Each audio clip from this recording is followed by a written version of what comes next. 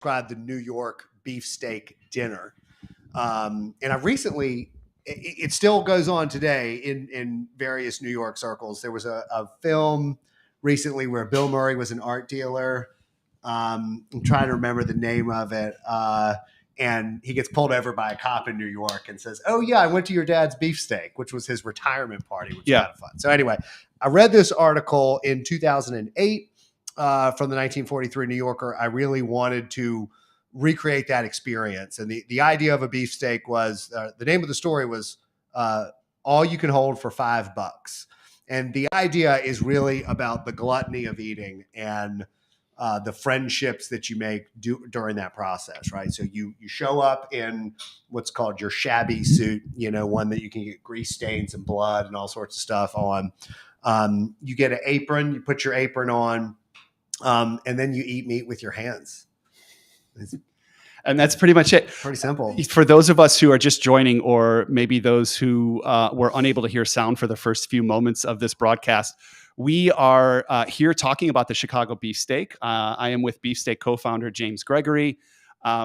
We are talking about the experience of the Chicago Beefsteak, and James just took us through a little bit of the history of the beefsteak. This is an event that really predates the early 1900s. During the first Great Depression, businessmen and classmen would get together and throw these lavish events so as to say times are tough, but we can still celebrate. We can still have a good time. And here we are almost 120 years later, and we have revived this great tradition here in Chicago. And we host this event, this experience, and we make sure that it is completely true to form. Sure. And over the course of the last 13 years, we've realized that this truly is a unique experience that requires attention and care and real details. And sometimes it's an exercise in not derivating from what has worked. So that's right. Jamie, tell us about the key components to a beefsteak, because at the end of the day, it's a 350 person event with some very kind of unique elements to it. What are the key components to the Chicago Beefsteak, the experience?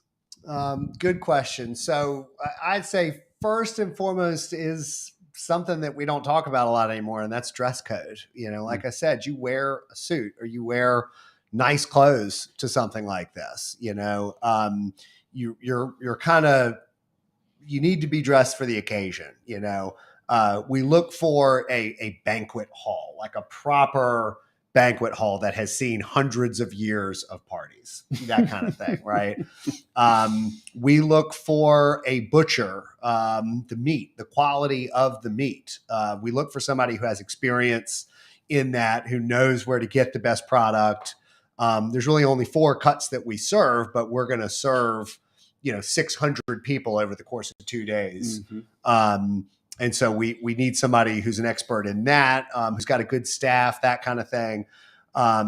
You need a signature drink, generally a Manhattan or an old fashioned, something with bourbon in it. Just always goes back to bourbon with red meat, obviously. Tons of good red wine.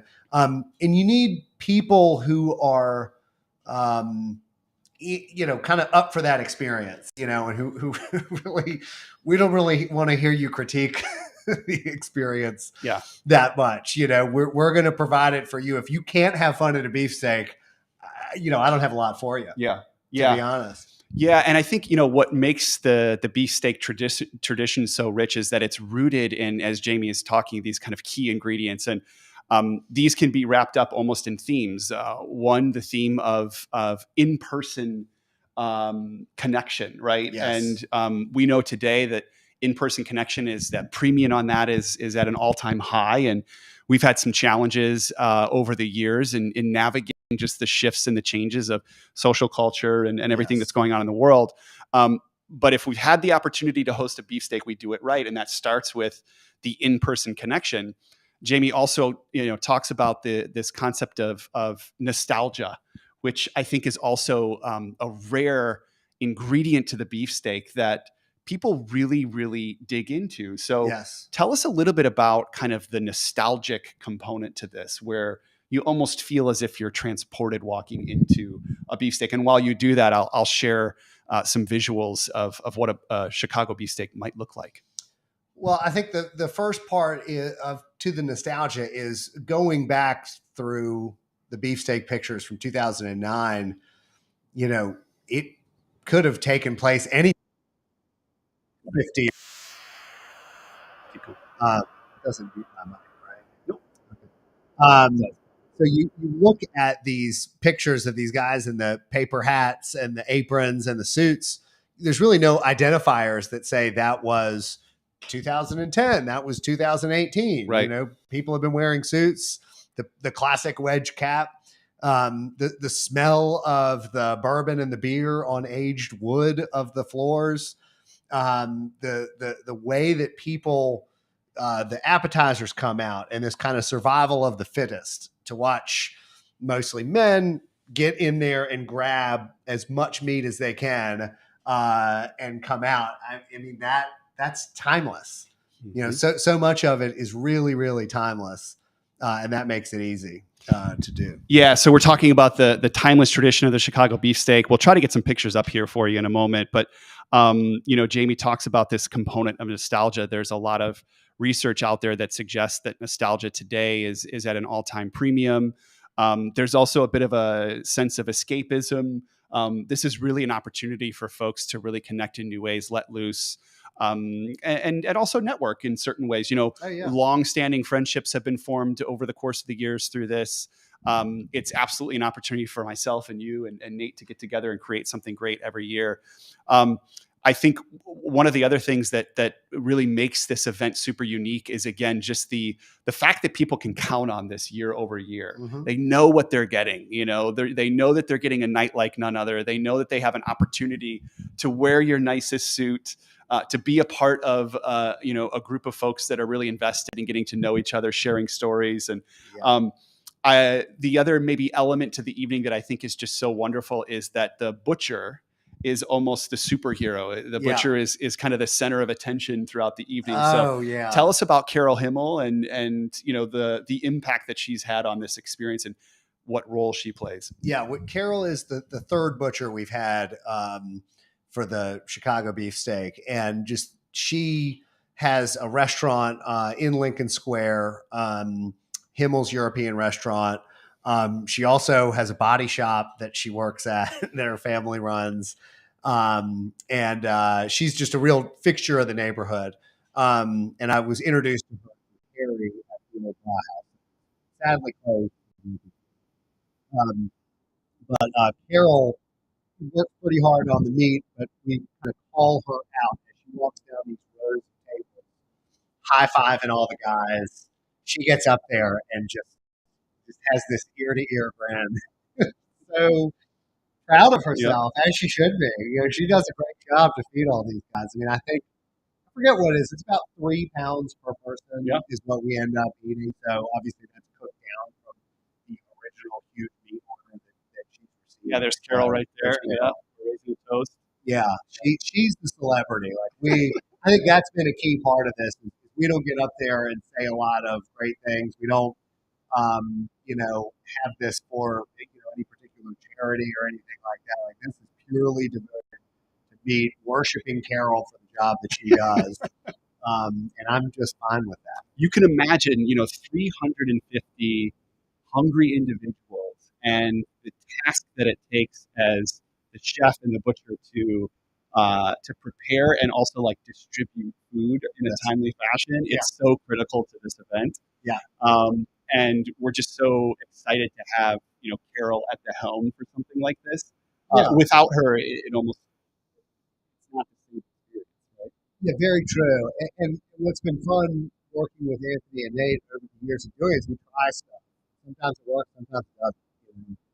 The worst thing that can happen to beefsteak is run out of food. And we had that one year by accident, but we learned, and we've moved on and we've not run out of food since. You also see in some of these pictures, you see some folks in blazers like ours, and we call this the Hall of Fame. So what does it take to become a beefsteak Hall of Fame? Again, not like a detailed plan for that. You kind of have to get nominated. I had the idea to do the Hall of Fame when we did these jackets, and I thought that like the original people that did it, so the very first beefsteak took place in a hotel hotel room in Lincoln Park, the Sheldon Stratford Hotel, one of the suites in that building, and there were probably 12 people there. And so, after 5 or 6 years, the same 12 people were still there and still coming every year. And I wanted to kind of celebrate them because I've always said that the crowd is what makes the beefsteak. Obviously, Carol, we're very proud of, but we have a consistent group of people that come every year. Yeah. And we want to keep building on that. And we want to thank the people that have come multiple times. So Yeah. we induct them into the Hall of Fame. They kind of have to be nominated by somebody. Yeah. And we think about it. We're thinking of a more formal process. Yeah. It's fascinating that, a tradition that dates 100 years, there are just elements that do not change. And in a world where, experience design has often become, what's next, this answers the question, what always has been. And I think in today's day and age, it's so great to be able to rely on such a rich experience. As much as we've been on this platform a couple times speaking to the beefsteak and even trying to explain it, we recognize that it's maybe a little bit hard to grasp. And so, we welcome anybody to join us. You can find more information on the Chicago Beefsteak at thebeefsteak.com. We have had a couple of our Thought Team teammates attend who are regulars, and plenty of you all that tune in on a regular basis, I know, have attended a beefsteak, and we appreciate you for that. So come check us out. The beefsteak this weekend is happening. It's a 2-night affair. I'd say for the first, 10 or 11 years, we were able to do one evening. Mm-hmm. That scaled to almost 500 people, and we realized that we needed to preserve the sanctity and the experience by cutting our audience in half. And so we'll do 2 events, Friday and Saturday evening this year, and tickets will go on sale. Usually go on sale late summer, early fall. So the chicagobeefsteak.com if you're interested. This year is sold out. So we look forward to seeing, those who are interested next year. Jamie, you are not just the co-founder of the Chicago Beefsteak. Sadly, this is one of our many hobbies. Clearly, we've got matching jackets, so this is very much a hobby of ours outside of our day to day. But I'm also very interested in your career and your professional career path, because it's brought you to a place right now where you're focusing on ensuring fine art. That's right. So tell us a little bit about what you're doing professionally today, and trick question, how does it maybe tie to or not this beefsteak experience? Like your work, your practitionership, like what are some of the similarities that you see in that and managing the beefsteak?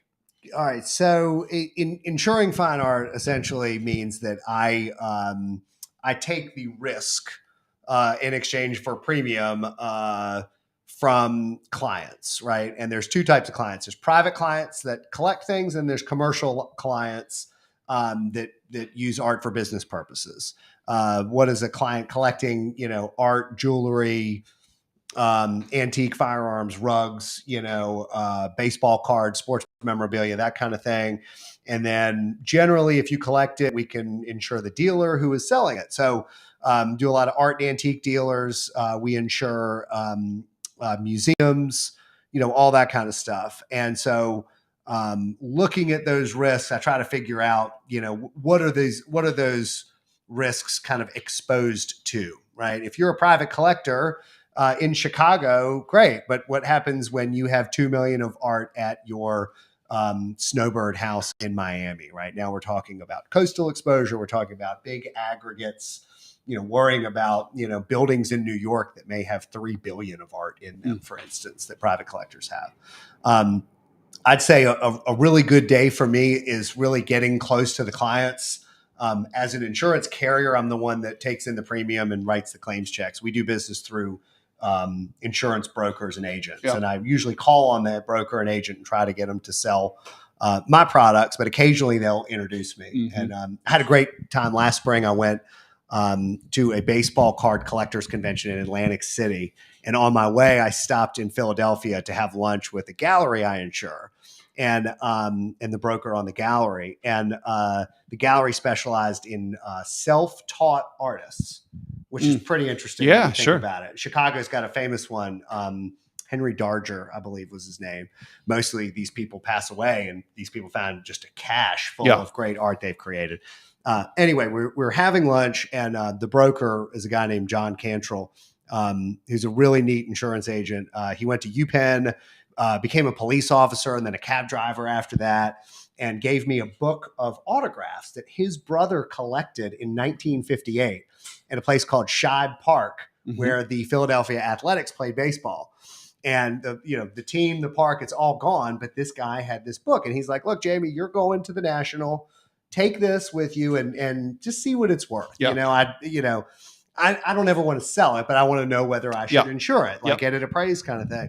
So we start thumbing through. Ernie Banks' signature shows up, and his name written beneath it. Willie Mays is in there. Finally, you get to Jackie Robinson. Wow. And that was pretty incredible. So took that with me, took the train, got it appraised, got him an insurance policy for it, dropped it in a FedEx envelope, and sent it back to John. Wow. That was like a really fun, good day. Yeah, so I got to really go through the journey of my customer and talk about nostalgia, right? I mean, bringing that thing in front of the appraiser and he being like, wow, that's a really good Jackie. Yeah. You still have to get it authenticated and do all these other steps, but I really got to see things from their point of view. So that empathy is really fun for me. You don't always get to do that with the customers. If there was there's not necessarily a bad day. I mean, a loss, a claim. I insured a carousel in Rye Playland in New York that caught on fire one day. Oh, wow. It's not good when you could see what you're insuring on YouTube in flames. But that's not that bad. And then obviously we're company I work for called Markel. We're a Fortune 500 big company, which has challenges working for big companies, but it's a pretty good one. Yeah. So I'm sensing, you have the opportunity and the ability to focus on the physical, right? In a world where, especially art, I mean, we just hear left and right is going so digital. There's this huge wave of kind of digital art, and there's a certain tangibility, a certain nostalgia, a certain authenticity to your work that we can see in, designing and delivering this beefsteak experience. You simply cannot replace some of these artifacts and items that, you are enabling your clients to protect. Correct. And I think, again, there's some commonalities there. Tell us a little bit about digital art and how that's impacting your industry and the way that you're looking at insuring your clients. I think that's a fascinating, direction that art has gone. Sure. I think the digital art is fascinating, especially the AI stuff that's coming out. At Art Basel in Miami Beach this year, I saw a demonstration of DALL-E, which is like Wall-E, and you give it some cues and it comes up with pictures based on, it kind of scrapes the internet and puts a painting together using things that are already out there. Yeah. I think it's fascinating. When it comes to NFTs, I think that one's kind of challenging. Just because it feels like it's a manipulation, a little bit of supply and demand. The supply is theoretically infinite. It's digital. You can recreate it. You can reproduce it. You can do a lot of stuff with it. When I was talking about sports cards earlier, there are only a certain amount of Mickey Mantle rookies, one of which, sold for $10 million recently, and that's worth looking at because that's a finite supply. I have to, if I'm going to write a check to somebody who has experienced loss, it has to be a physical loss. Sure. So I'm not at the point where I could insure NFTs. But I do think for a while, it got a lot of artists, a lot of notoriety. It did. Yeah. We're having a tough time and, maybe circumvented the whole dealer ecosystem that they're used to being a part of. Yeah. I think, NFTs as an expression or an authentication of art is a fascinating topic. And I share your opinion on a little bit of the fabrication of supply and demand. NFTs as a utility, almost as this kind of membership or community facilitator, I think has some legs, but that all has to do with how quickly we start to adopt these new technologies. And I think we've realized over the course of the last year that these new technologies can come in really hot, and then we can realize that there's some major limitations to them. And that's been fun to watch, and also been really fun to be a part of. So Jamie, before we wrap up, are you up for a quick lightning round? I'm always up for a lightning round, Anthony. Hit me. Okay, What do you cool. got? So we're going to ask you a couple questions. This is really to get to know Jamie a little bit better. And we'll call it like a beefsteak themed lightning round. Okay. You mentioned that there's about 6 courses in a beefsteak. If you had to choose one that best described you, Jamie, what course would that be and why? All right. I'm going to go with the Wagyu because it's kind of like a lesser cousin to Kobe. You know, Kobe beef is like the super fancy. Wagyu is still kind of fancy. It's from Australia. It still has some very specific requirements on how you raise that animal. The marble scores are good. So I think like I'm kind of fancy, but I'm not the fanciest. Yeah. I'd have to go with the lamb lollipops because, I mean, these are just maybe some of, and this is describing you, maybe some of the most unique. It's one of the more unique dishes of the evening. It is, yeah. And it just stands out from the crowd, and you obviously do as well too. So, second question, Jamie, for you. Yeah. As you're in the middle of your day, you're in the middle of a work day. It's been a really busy day. You have an opportunity to kind of look up and out through the window, and you start to daydream a little bit. What are you thinking about? Oh boy, the next beefsteak. I love that. Yeah, the next beefsteak. Or how many pounds of meat do we need? Or do we have all of the aprons in order? Yeah, I think so. That my family taking them wonderful places. Yep. You know. Yep. Those two. Yep. I love that.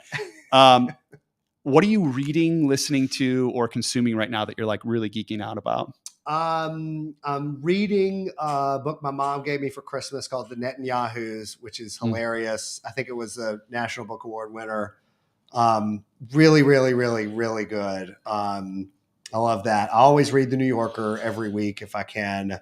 Great articles in that. I read 3 on the plane on the way here, and it was a wide range of topics. Yeah. They just go 10,000 words into stuff, which is great. Listening wise, I'm in Chicago, so I hit Wilco immediately. I got through AM and Yankee Hotel Foxtrot queued up next. As far as podcast goes, I used to do Smartless quite a bit. Mm-hmm. My wife and I actually went to a taping in Brooklyn January or February of last year. That was quite a bit of fun. David Letterman was the guest. I haven't listened to it. I heard the John Krasinski one recently. That was pretty good. But I'm kind of out of the podcast realm these days for whatever reason. Last question. We ask every guest this question. Think about something, Jamie, that you admire about yourself, and finish this sentence. If the world were a lot more like James Gregory, it would be what? I would say empathetic. I think that's one of the things that I can do pretty well is I can put myself in somebody else's shoes often and see, well, how would this look like for them? Yeah. And I think if more people were empathetic, we wouldn't have some of the problems. That we have now. No, that's great. The first word that comes to mind, I've known you for 15 plus years, authentic. And I think it's that authenticity that allows you to be at the helm of such a very unique experience that is so tried and true, that is so deep in tradition, and that is all about bringing people together in such authentic ways. So, Jamie, thank you for your authenticity. Thank you for stepping on to the show today. For those of you interested in the beefsteak, it's thechicagobeefsteak.com. We want to thank all of you joining from our YouTube channel. We love the folks that join via Facebook. And we go live every Thursday at 3:00. You can find previous episodes and planned future episodes at thoughttium.com/live. We hope to see some of you at the beefsteak this Friday or Saturday. If not, we'll see you next Thursday. Y'all have a good rest of the week and a great weekend.